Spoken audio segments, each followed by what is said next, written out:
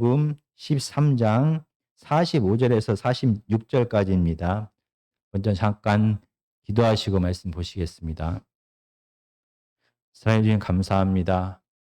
저희를 사랑하시고 보호하시고 가장 선한 길로 지금까지 인도하심을 감사합니다.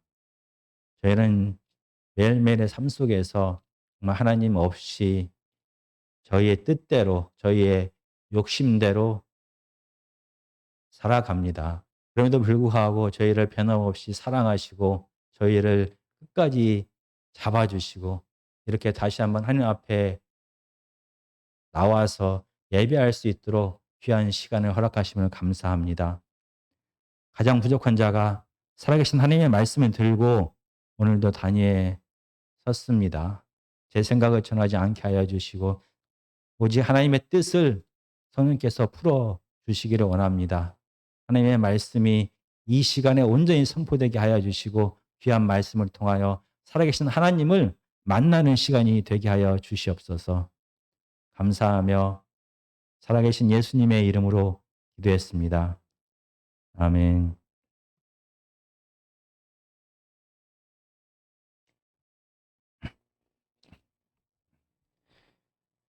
제가 며칠 전에 그 편스토랑이라는 TV 예능 프로그램을 보게 되었습니다. 그 프로그램에 홍콩에서 살고 있는 한 방송인의 삶을 보여주었습니다. 이 방송인은 아침 일찍 아마 5시 반이나 한 6시 정도에 일어났습니다. 그리고 자기의 아들, 8살이 된 아들의 아침 준비와 도시락 준비를 하기 시작했습니다.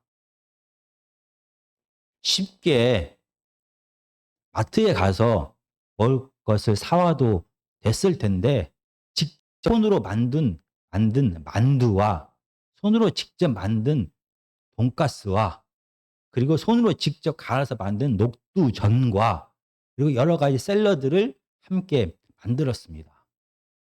아침 식사인데 이렇게 여러 가지 이 다양한 음식을 만든 이유는 혹시 8살 먹은 아들이 어제까지는 맛있다고 했는데 오늘은 이 어떤 하나의 음식만을 준비했을 경우에 맛없다고 먹지 않을 것이 두려웠기 때문에 아들의 건강을 위하여 인스턴트 음식도 아닌 손수 직접 음식을 다 만들었습니다.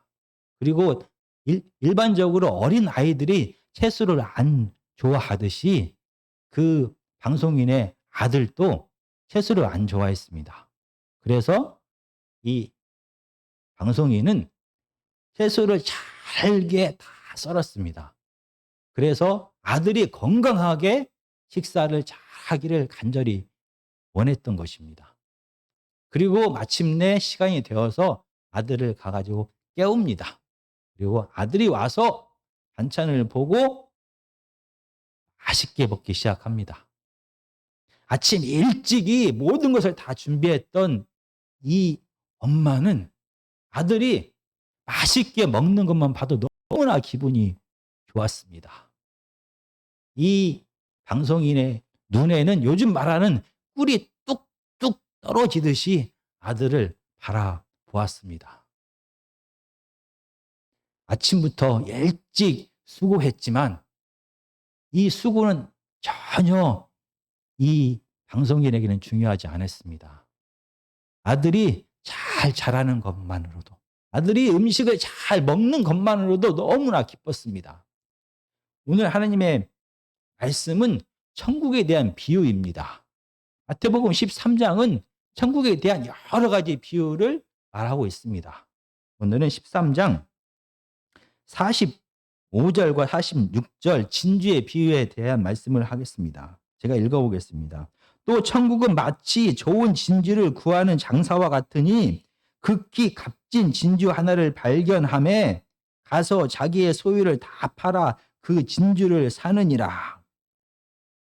마태복음 13장은 왜 예수님 당시에 이스라엘 백성들이 하나님의 나라가 시작되었는데, 천국이 시작되었는데 예수 그리스도를 통하여 시작된 하나님 나라를 거부했을까에 대한 답을 주고 있습니다. 사람이 아닙니다. 하나님의 아들 메시아가 유대 땅에 직접 오셨습니다. 사람이 할 수도 없는 갖가지 기적들을 통하여 메시아이심을 드러냈습니다. 구약에서부터 그토록 예언되어진 하나님의 나라가 메시아이신 예수 그리스도를 통해 시작되었습니다. 그런데 많은 유대인들은 이 예수님을 통하여 시작된 하나님 나라를 거부하게 되었습니다. 그리고 마태복음 13장은 왜 그토록 많은 유대인들이 자기들이 그토록 원했던 하나님의 나라가 예수 그리스도를 통해서 시작되었는데 이 하나님 나라를 거부했을까에 대한 답을 주고 있습니다. 우리가 지난 시간에 들었던 설교는 잘 알고 있는 것처럼 밭에 감추인 보화입니다. 이 비유는 천국은 밭에 감추인 보화와 같다라고 말합니다. 어떤 사람이 이 세상에서 가장 귀중한 것을 발견하게 되면 그 사람은 어떻게 하게 됩니까? 자기가 가지고 있는 모든 소유를 다 팔아서라도 이 가장 귀한 것을 반드시 사게 됩니다. 마찬가지로 이 세상에서 사람이 결코 포기할 수 없고 이 세상에서 어떤 것도 바꿀 수 없는 가장 귀한 것이 천국이다라고 말합니다. 그래서 이 천국을 경험한 사람은 모든 것을 다 팔아서라도 이 천국을 사야만 하는 것입니다. 이렇게 천국은 소중한 것이다라는 비유가 밭에 감추인 천국의 비유입니다. 그리고 오늘 진주의 비유가 나옵니다. 비슷한 것 같습니다. 이 진주의 비유 속에서도 주인공은 자기가 가진 소유를 다 팔아서 가장 값진 진주를 사게 됩니다. 이토록 천국은 가장 귀한 것이다라는 것을 말합니다.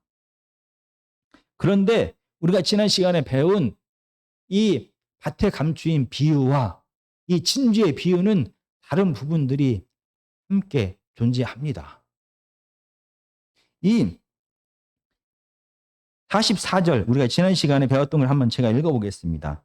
천국은 마치 밭에 감추인 보화와 같으니 사람이 이를 발견한 후 숨겨두고 기뻐하며 돌아가서 자기의 소유를 다 팔아 그 밭을 사느니라. 밭에 감추인 보화에서 천국은 보화입니다. 천국은 보화와 같다라고 말합니다. 그런데 오늘 본문 진주의 비유에서는 천국은 가장 귀한 진주와 같다라고 말하는 것이 아닙니다. 오늘 본문에서는 천국은 진주, 좋은 진주를 찾아다니는 장사와 같다라고 말합니다. 이 한글 성경은 이게 장사와 같다는 말이 무슨 말인지 잘 의미가 명확하게 이해할 수가 없습니다. 그런데 원어를 보면은 천국은 좋은 진주를 구하러 다니는 장사꾼, 사람이다. 장사꾼과 같다라는 말입니다. 천국이 밭에 감추인 보화, 천국은 보화였습니다. 그런데 이번 비유에서는 천국은 이 진주를 찾아다니는 장사꾼과 같다라고 말합니다. 이 장사꾼이라는 단어에는 돌아다니다, 여행하다라는 뜻이 포함되어져 있습니다.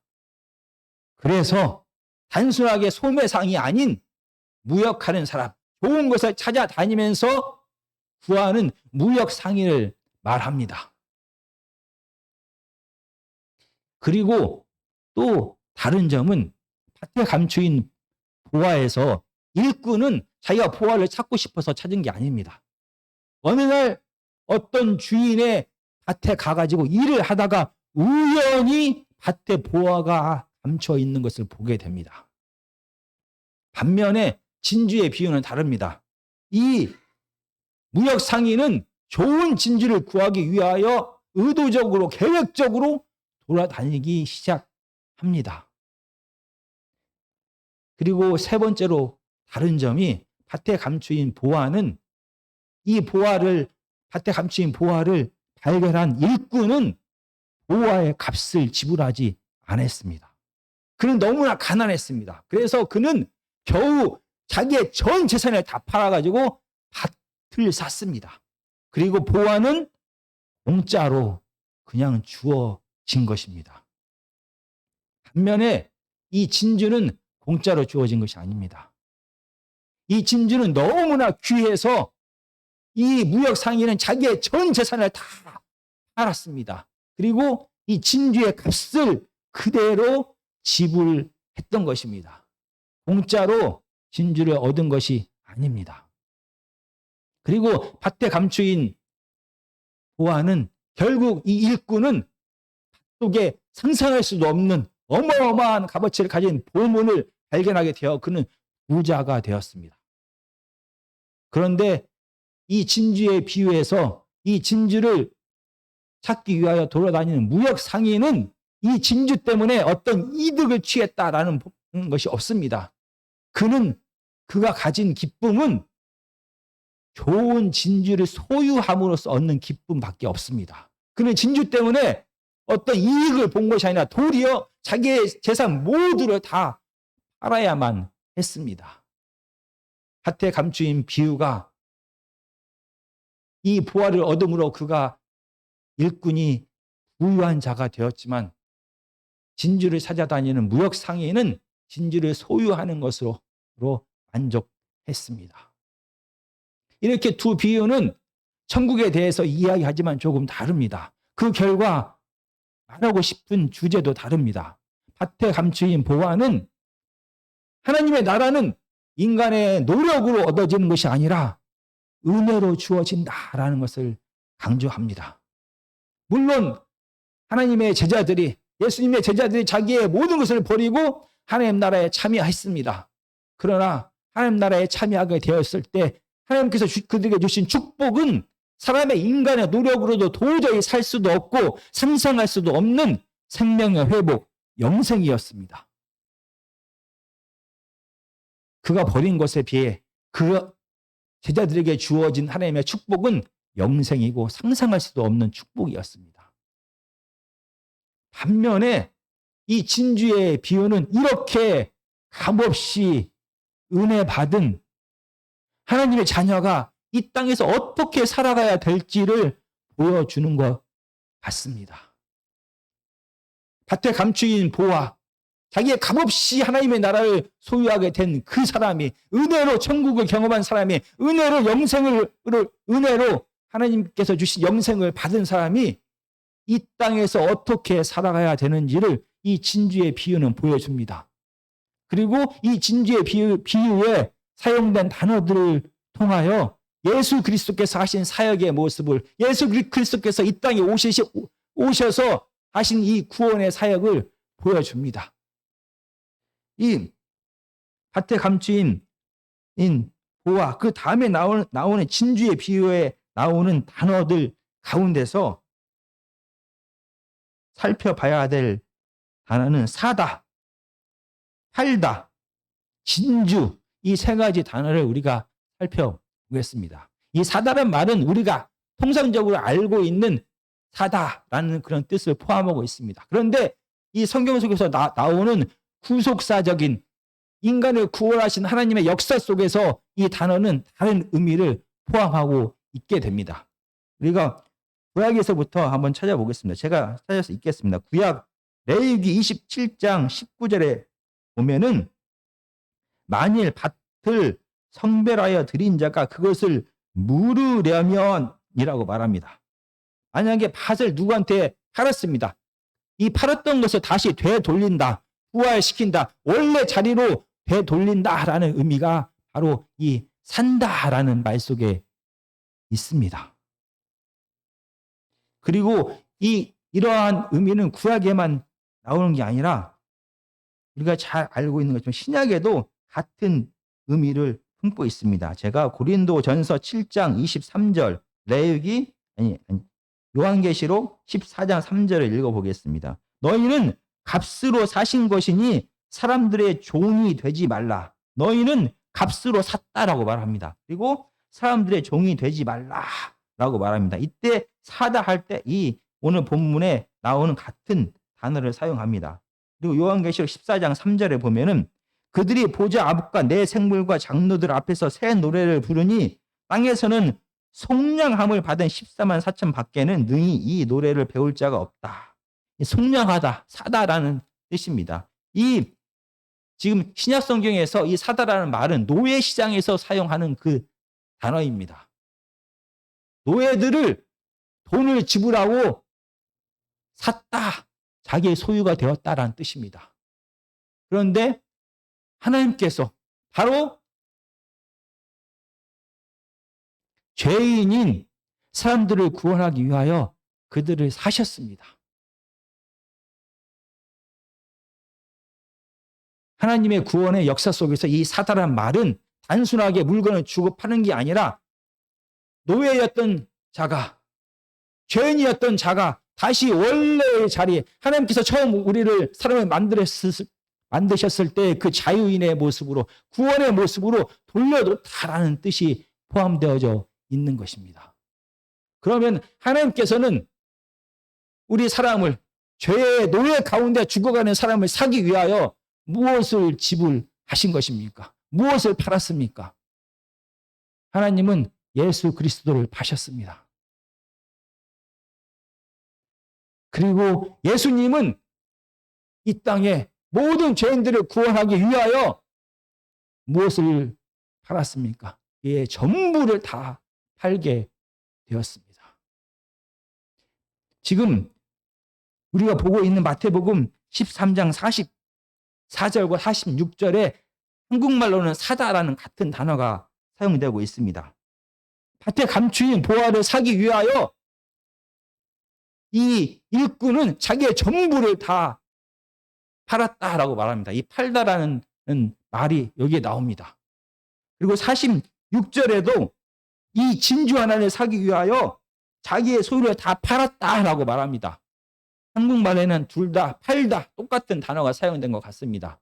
그런데 44장에서 밭에 감추인 보화를 사기 위하여 팔았던 것은 우리가 알고 있는 바로 물건을 주고 판다, 상품을 판매하다라는 그 뜻의 일반적인 동사를 그대로 사용하고 있습니다. 물건을 팔다라는 동사를 사용합니다. 그런데 46절에는 똑같이 팔다라고 번역되었는데 여기서 이 팔다란 동사는 물건이 아닌 사람을 팔다라는 할 때 그 동사를 사용합니다. 그래서 이 팔다라는 동사는 노예, 포로와 관련된 단어입니다. 그리고 이 팔다라는 단어는 죄와 관련되어서 팔다라는 뜻을 포함하고 있습니다. 우리가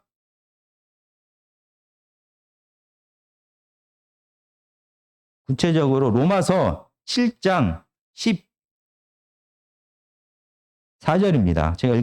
제가 읽겠습니다. 우리가 율법은 신령한 줄 알거니와 나는 육신에 속하여 죄 아래에 팔렸도다라고 기록합니다. 죄 아래에 팔렸다. 우리가 가진 죄 때문에 우리는 죄의 노예가 되었다라는 그런 뜻입니다. 이렇게 죄의 노예가 되어 죽어가는 사람들을 살리기 위하여 예수님이 자기 자신을 파셨습니다. 예수님이 스스로가 노예가 되어서 우리의 생명을, 우리의 노예 생활을, 우리의 죄를, 우리의 죽음을, 우리의 병듦을 생명으로, 자유로, 기쁨으로 바꾸어 놓으신 것입니다. 이렇게 이 진주의 비유는 단순하게 우리가 값없이 하나님의 은혜를 받았다라는 것을 강조하는 것을 뛰어넘어서 이렇게 값없이 은혜를 받은 자가 이 땅에서 어떻게 살아가야 되는지를 말합니다. 그리고 구체적으로 예수 그리스도의 사역에 대하여 생각나게 하는 단어들을 사용합니다. 바로 예수님은 죽어가는 영혼들을 구하기 위하여, 그들의 죄를 대신 짊어지기 위하여 자기 자신을 버려서 스스로가 노예가 되고 스스로가 죄인이 되어서 이 값을 다 치르고 한 영혼을 구했다, 한 생명을 구했다라는 것을 강조합니다. 천국은 우리가 하나님의 은혜로 거저받았습니다. 우리가 영생은 하나님의 은혜로 거저받았습니다. 그런데 구원받은 자, 영생을 얻은 자는 이 땅에서 어떻게 살아가야 될지를 말하면서 한 영혼을 구하는 예수 그리스도의 삶에 대해서 말합니다. 한 영혼을 구하기 위하여, 한 생명을 구하기 위하여 예수님은 거저 생명을 얻은 것이 아니라, 거저 죽음에서 생명으로 바꾼 게 아니라, 거저 노예 생활에서 구원한 게 아니라 자신이 노예가 되어서 자신이 죽어서 이 핏값을 흘림을 통하여 바로 하나님의 백성들을 얻게 되었다. 생명을 얻게 되었다라고 말합니다. 바로 예수 그리스도의 죄를 대신 짊어지는 삶, 예수 그리스도의 죽음을 대신 짊어져서 구원을 얻게 하는 이 삶이 진주라는 단어 속에도 또 포함되어져 있는 것입니다. 당시 이스라엘 백성들 가운데 귀한 보석은 엄청나게 많았습니다. 여러 가지 종류가 많습니다. 근데 왜 하필이면 진주의 비유를 하면서 하나님의 나라에 대하여, 천국에 대하여 말하고 있는 것입니까? 모든 보석 중에서 오직 진주만의 유별난 특별한 특징이 있습니다. 모든 보석과 다르게 진주는 살아있는 생명체로부터 나오게 됩니다. 진주는 살아있는 생명체의 상처에서부터 진주로 변하게 되는 것입니다. 상처가 깊으면 깊을수록, 고통이 깊으면 깊을수록, 상처가 크면 클수록 진주는 더 단단하고 더 큰 진주가 되는 것입니다. 마찬가지로 예수 그리스도께서 십자가에서 흘리신 보혈의 상처만큼 그 피값을 통하여 예수님은 죽어가는 죄인된, 노예된 사람들을 구원하신 것입니다. 그래서 단순하게 진주를 귀한 것으로 사용한 게 아니라 그런 의미로서 진주를 사용하고 있습니다. 신약성경은 이 진주에 대하여 요한계시록 21장 21절과 12절은 다시 한번 진주에 대하여 얘기합니다. 요한계시록 21장 21절입니다. 새 예루살렘, 천국에 대한 이야기를 합니다. 그리고 천국의 문에 대하여 이야기를 하면서 이렇게 말합니다. 그 12문은 12진주니 각 문마다 한 개의 진주로 되어 있고 성의 길은 맑은 유리 같은 정금이더라. 하나님의 나라의 문이 진주로 이루어졌다라고 말합니다. 이렇게 묘사를 합니다. 그리고 나서 21장, 요한계시록 21장 12절은 이렇게 말합니다. 크고 높은 성곽이 있고 12문이 있는데 문에 12천사가 있고 그 문들 위에 이름을 썼으니 이스라엘 자손 12지파의 이름들이라. 바로 진주로 만들어진 이 문 위에 이스라엘 백성들, 하나님의 자녀들의 이름을 거기다 다 새기게 되었습니다. 바로 핏값으로 산 예수님께서 죽음을 대신 담당하고 대신 노예가 되고 대신 죽어서 핏값으로 산 하나님의 자녀들이 바로 진주라는 것입니다. 이렇게 하나님의 자녀의 삶, 은혜를 받은, 구원받은 하나님의 자녀는 이렇게 진주와 같이 귀하다라는 얘기를 오늘 본문을 통해서 하고 있는 것입니다. 우리가 다시 한번 편스토랑 그 방송인에 대한 이야기를 하려고 합니다. 그는 새벽부터 자기 아들을 위하여 그렇게 손수 만두도 빚고 모든 음식을 사지 않고 다 이렇게 만드는 수고를 했습니다. 그는 말합니다. 이 방송은 이 방송인의 아침 시간만을 짧게 보여주었습니다. 그런데 그의 삶이 어떻게 변했는지를 우리는 알 수가 있게 됩니다. 이 방송인의 삶이 그동안은 자기 중심적인 삶이었습니다. 자기가 삶의 중심이었습니다. 모든 것을 내 뜻대로, 내가 계획한 대로 운행하면서 살았습니다.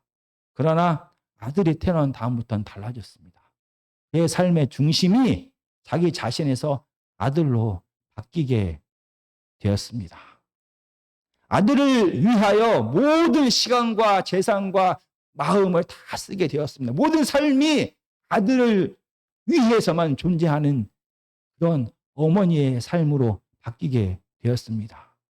그는 모든 것을 다 이렇게 희생했지만 오히려 그의 아들이 음식을 맛있게 먹는 것으로 기뻐하게 되었습니다. 그의 아들 때문에 잠도 덜 자게 되고 그의 아들 때문에 마음을 더 써야 되고 그의 아들 때문에 모든 내 시간과 계획이 아들을 중심으로 살아가지만 이 여인은 그 가운데서 너무나 기뻤습니다. 왜냐하면 이 아들이 너무나 소중했기 때문입니다. 무려 시험관을 6번이나 실패했습니다. 유산을 3번이나 했습니다. 자기의 삶 속에는 자녀가 없다라고 포기한 상태에서 기적적으로 아들을 얻게 되었습니다. 그래서 이 아들이 존재하는 것 자체가 그 여자에게는 기쁨이었습니다. 이 아들이 음식을 잘 먹고 하나의 생명체로서 자라나는 것만 봐도 너무나 좋았습니다. 기쁨이 아들을 통하여 자기가 뭔가를 이익을 얻는 데 기쁨이 있는 것이 아니라 아들 때문에 아들이 살아있는 것 자체가 하나의 생명으로 하나의 사람으로 자라는 것 자체가 기쁨이었습니다. 이 특별한 여인의 아들만 그런 것이 아닙니다. 모든 부모님의 자녀는 다 이렇게 소중합니다. 한 생명이 이 땅에 태어나기 위해서는 이렇게 자기 부인의 삶, 자기 희생의 삶이 있어야만 합니다. 누군가 부모님이 희생하지 않고는 한 생명이 태어나지 못합니다. 한 생명이 태어났다 할지라도 그 생명이 스스로 자립할 때까지는 이 부모는 자기의 시간과 마음과 물질과 정성과 잔소리와 모든 것을 다 쏟아 부어야만 하는 것입니다. 이렇게 생명이 온전히 갈아서 들여칠 때 한 생명이 이 땅에 태어나고 자라고 사람다운 사람으로 생활할 수가 있게 되는 것입니다. 만약 한 영혼을 향한 한 생명을 향한 이런 부모의 희생이 없다라고 하면 한 생명은 태어날 수도 없고 태어났다고 해도 이 땅에서 사람다운 사람으로 자랄 수가 없는 것입니다. 부모의 기쁨은 자녀가 자기에게 무엇을 많은 효도를 하기 때문에 기쁜 것이 아니라 이 사랑하는 자녀가 먹는 것만 봐도 기쁩니다. 잘 자라는 것만 봐도 기쁩니다. 때로는 너무나 상처를 주지만 이 자녀를 도저히 포기할 수가 없습니다. 너무나 사랑하기 때문입니다. 그래서 내가 모든 것을 희생하면서도 자녀 때문에, 자녀가 살아있는 것 때문에, 그 자녀가 자라는 것 때문에 기뻐하게 됩니다. 하나님의 나라도 마찬가지입니다. 하나님의 나라는 생명을 얻는 것입니다. 이렇게 좋은 진주 하나를 찾기 위하여 온 세상을 돌아다니는 무역 상인처럼 하나님의 나라는 죽어가는 한 영혼, 마귀에 의해서 끌려서 죽음 가운데 고통하는 한 영혼을 살리기 위하여 온 세상을 돌아다니는 예수 그리스도와 같은 삶이 바로 하나님의 여우도 굴이 있고 공중의 새도 거처가 있다라고 예수님이 말했습니다. 그러나 예수님은 이 땅에서 사람으로 오셨을 때 한 영혼을 구하기 위하여 온 이스라엘을 돌아다녔습니다. 한 생명을 구하기 위하여 자기의 삶 전부를, 자기의 시간 전부를, 자기의 마음 전부를, 자기의 삶 전체를 다 바쳤습니다. 그리고 마지막에는 한 생명을 구하기 위하여 십자가에서 죽으셨습니다. 이렇게 하나님의 나라는 한 생명을 얻는 것입니다. 이렇게 예수님처럼 자기의 삶을 다 포기하고 자기 자신을 부인하고 하나님의 뜻에 온전히 순종한 예수님을 통하여 하나님의 나라가 시작되었습니다.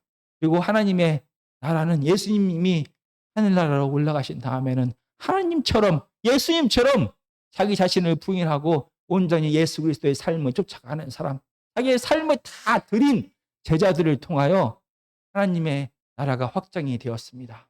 하나님 나라가 확장되었다라는 것은 다른 것이 아니라 생명을 얻게 되었다라는 것입니다. 죽음 가운데 고통하는 자, 죄와 욕심과 탐욕 가운데서 몸부림치면서 기쁨 없이 생명 없이 살아가는 자들을 하나님 앞으로 인도하여 하나님의 생명을 맛보게 하여 그들의 생명이 기쁨으로, 그들의 고통이 회복되는 것을, 생명으로 회복되는 것을 경험하는 것. 그래서 이렇게 하나님께 순종하는 자들이 지으면 질수록 그게 하나님 나라가 확장되는 것입니다. 왜 마태복음 11장 12장에서는 이렇게 세상 어떤 것보다 귀한 하나님의 나라가 시작되었는데 많은 사람들이 하나님의 나라를 거부했을까? 그 이유가 나옵니다. 그 이유 중에 하나가 바로 오늘 본문에서 나오는 것처럼 한 생명을 얻는 삶. 이게 바로 제자의 삶이기 때문입니다. 하나님의 자녀의 삶은 한 생명을 얻는 것입니다. 한 생명을 얻기 위하여 무엇을 포기해야만 되는 것입니까? 공장에서 찍어내듯이 그렇게 하나님의 사람을 만들 수가 없습니다. 한 생명을 얻기 위해서는 그 값을 치러야만 합니다. 바로 진주의 값. 생명을 얻기 위해서는 생명을 드릴 때 이 값이 치러지게 됩니다. 그때서야 비로소 죽음에서 생명으로, 노예에서 자유함으로 한 영혼이 바뀌게 되고 옮겨지게 되는 것입니다. 자기의 모든 것을 다 드렸을 때, 내 시간이 다 드려졌을 때, 내 물질이 다 드려졌을 때, 내 마음이 다 드려졌을 때, 내 시간이 다 드려졌을 때, 한 영혼이 돌아옵니다.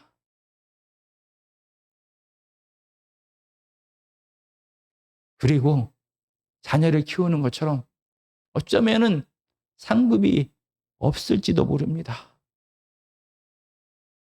한 영혼을 태어나고 그를 자라게 하여 하나님 보시기에 아름다운 사람, 하나님 닮은 사람으로 만드는 것, 이 일은 우리의 시간이 필요합니다. 우리의 물질이 필요합니다. 우리의 마음이 필요합니다. 우리의 사랑이 필요합니다. 우리의 모든 것이 다 쏟아 부어져야 겨우 한 영혼이 하나님 앞으로 돌아옵니다. 모든 것을 다 드려야 하기 때문에 많은 이스라엘의 백성들은 하나님 때문에 잘 살기를 원했습니다. 하나님 때문에 복 받기를 원했습니다. 하나님 때문에 자기가 높아지기를 원했습니다. 그런데 예수 그리스도의 삶은 한 영혼을 위하여 모든 것을 포기하는 삶이었습니다. 그래서 많은 이스라엘 백성들은 하나님 나라가 시작되었는데 그 나라를 거부했습니다. 하나님의 나라는 이렇게 한 영혼을 구하는 것입니다. 이 일이 너무나 소중합니다. 지금 마지막으로 마태복음 13장 45절과 46절에서 44절과 다른 부분이 또 하나 있습니다. 44절에서는 사용하는 모든 단어가, 동사가 현재입니다. 다 현재. 그런데 45장과 46장은 다릅니다.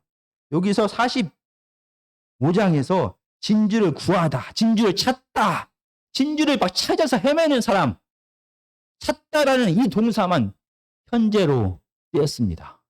그리고 지금 46장은 지금 무엇을 말하는지 잘 모르게 쓰여졌습니다.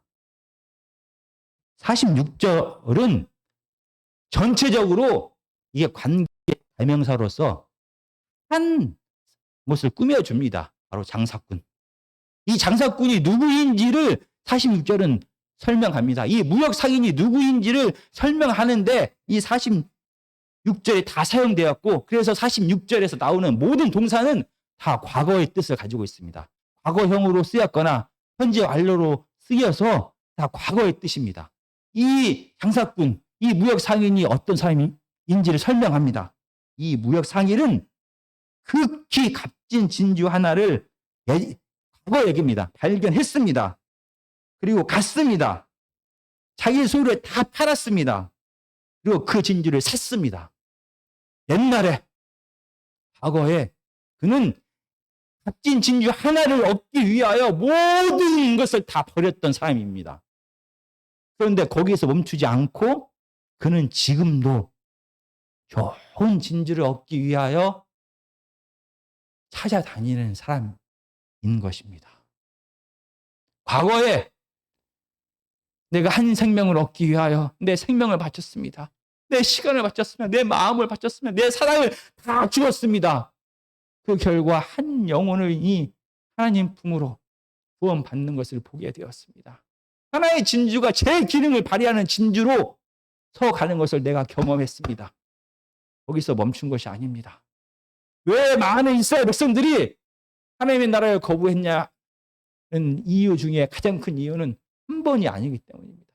평생 동안 이 땅을 살아가는 동안에 하나님의 자녀가 해야 될 일은 바로 하나의 진주를 찾고 또 찾는 것입니다. 그리고 그 진주를 발견하게 되면 내가 가진 생명 모두를 다 바치고 모든 사랑을 다 주고 모든 것을 이해하고 용서하고 또 용서하고 또 용서하고 끝까지 관심을 가지면서 이 진주가 좋은 진주, 하나님 보시기에 아름다운 한 사람으로 거듭날 때까지 모든 것을 바치는 삶을 살아야 하는 것입니다. 이러한 한 영을 구원하는 삶이 과거로 끝나는 게 아니라 계속 반복적으로 예수님께서 이 땅에 오실 때까지 계속 되어져야 하기 때문에 이 귀한 사명은 너무나 힘이 듭니다. 자녀를 사랑하는 것이 힘이 듭니까? 자녀를 위해 수고하는 것이 힘이 듭니까? 물론 힘이 듭니다. 내 모든 걸 다 주어야 됩니다.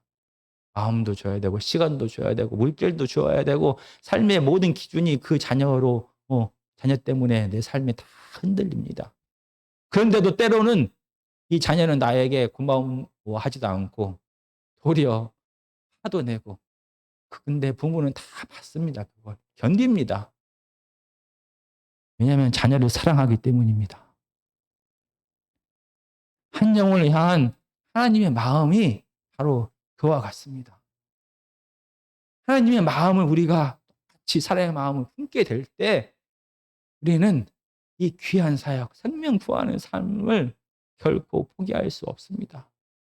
자녀가 살아있는 것 자체가, 자녀가 자라는 것 자체가 기쁨인 것처럼 내 모든 것을 다 주었지만 하나의 영혼이 죽음에서 생명으로 바꾸어지는 것을 보게 될 때 그는 그 자체로서 기뻐하게 되는 것입니다. 정말 우리 안에 한 영혼을 향한 이 하나님의 애타는 마음, 사랑의 마음을 품기를 원합니다. 이 마음이 없으면 자기의 전부를 드려야만 겨우 한 영혼이 돌아오는 이 귀한 사역을 끝까지 기쁨으로 할 수가 없는 것입니다. 정말 우리 하면교회 모든 성도님들의 마음에 한 영혼이 얼마나 귀한지를 깨닫는 시간이 되었으면 좋겠습니다. 그리고 우리가 이렇게 값없이 구원받았기 때문에 그 은혜에 감사하여 한 영혼을 향하여 예수님처럼 사랑하고 인내하고 모든 걸 다 쏟아붓는 우리 하면교회 성도님들이 다 되었으면 좋겠습니다. 찬송 273장입니다. 찬송 273장입니다.